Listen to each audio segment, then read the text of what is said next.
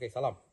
Okay, இப்போது நாங்கள் 325 அடி உயரத்தில் இருக்கோம். இப்போ எங்களுக்கு வந்து போதுமான எனர்ஜி வந்து கரெக்டாக இருந்துச்சு. ஆனால் இருந்தாலும் போக போக எனர்ஜி வந்து ரொம்ப குறைய ஆரம்பிச்சிச்சு. ஸோ எதனால கேட்டிங்கனாக்கா, ஏன்னா நம்ம நான் ஸ்டாப்பாக ட்ராவல் பண்ணிக்கிட்டே வரோம். கல், மலை, பாறை, கீரை எல்லாம் ஏறிக்கிட்டு. ஒரு மனுஷனுக்கு வந்து என்றைக்குமே வந்து இயற்கை வலைத்தடத்தை வந்து நல்லா நேசிக்க கற்றுக்கணும். ஓகேவா? ஆனால் எதுக்காக அதை சொல்கிறோன்னாக்கா, நாங்கள் வந்து எங்களுக்கு எனர்ஜி இல்லை அப்படின்னு கிடையாது. அப்பப்போ நாங்கள் எனர்ஜி ஏற்றிக்கிறோம். எப்படின்னு கேட்டிங்கன்னா, இப்போ ஒரு மரத்தில் நாங்கள் சாஞ்சிட்டு உட்காந்துருக்கோம். எதுக்கு? அந்த மரத்தோட வைப்ரேஷன் அந்த எனர்ஜியை வந்து எங்கள் உடம்புல ஏற்றுறோம். ஓகே, உதாரணத்துக்கு வந்து இங்கே இன்னும் அந்த குளிர்ச்சி ஏற்படலை. ஓகே, இந்த மரத்தில் உள்ள குளிர்ச்சியும் அந்த வைப்ரேஷனும் இப்போ எங்கள் உடம்புல அடிச்சுக்கிட்டு இருக்கு. அதை தான் நாங்கள் எனர்ஜி ஏற்றிக்கிட்டு இருக்கோம். நல்ல ஒரு ஸ்டெமினா திருப்பி ஏறிக்கிட்டு இருக்கு. ஓகே, இந்த மரத்தோட உயரத்தை காட்டு. அப்படியே மேலே தூக்கி அப்படியே காட்டு. இன்னும் உயரமா அப்படியே ஃபுல்லாக காட்டு.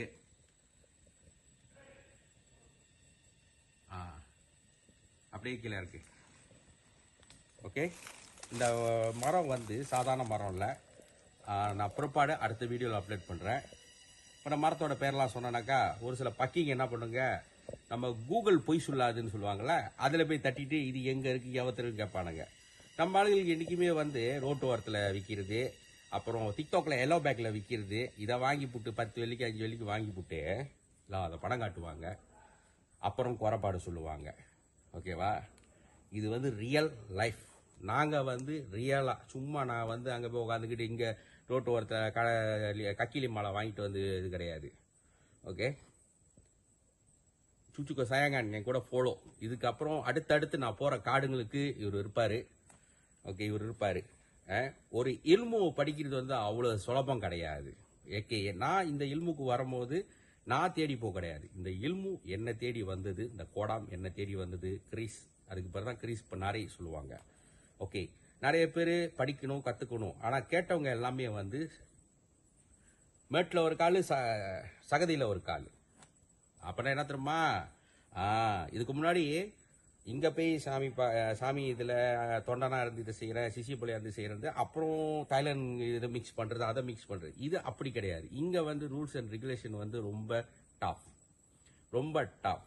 அதனால தான் எத்தனையோ பேர் இது பண்ணியும் பொமாந்து வந்து அவ்வளோ சீக்கிரத்தில் யாருக்கும் கிடைக்கல. இன்ன வரைக்கும் நம்மக்கிட்ட இருக்கிறது வந்து பொமாந்து பிராங், நம்ம சத்து. அப்புறம் 2வது பொமாந்து ஒருத்தர் இருந்தார்.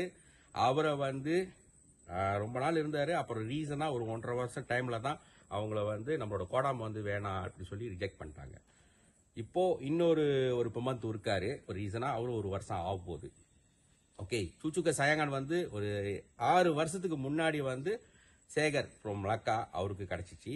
அவர் புத்த சூச்சுக்க சயங்கான், பாலிங் சயங்கான். 7 வருஷத்துக்கு அப்புறம் இப்போ தான் 2வது ஒரு ஆளுக்கு கிடச்சிருக்கு சூச்சுக்க சயங்கான். அது இவர் நம்ம திலாக்கு. ஸோ சேகருக்கு வந்து கால் கொஞ்சம் ப்ராப்ளமாக இருக்கிறதுனால அவரால் நம்ம கூட ட்ராவல் பண்ண முடியாது. ஸோ இவருக்கு வந்து யங் மேன். ஸோ அதனால் இவர் நம்ம கூட தொடர்ச்சியாக ட்ராவல் பண்ணுவார்.